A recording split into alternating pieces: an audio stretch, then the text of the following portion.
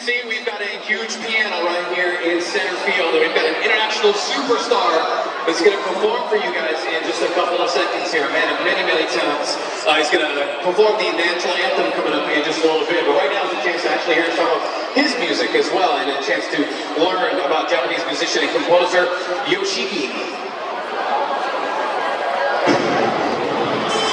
Today, the biggest rock star from Japan and the most influential composer in Japanese history is here, YOSHIKI. A man with his own Hello Kitty.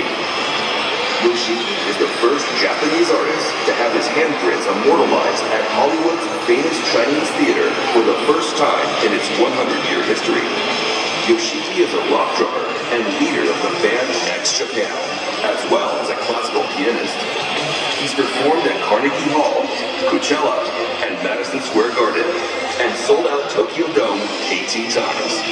YOSHIKI was the first Japanese man on the cover of Vogue Japan and featured in Variety, Time Magazine, and more.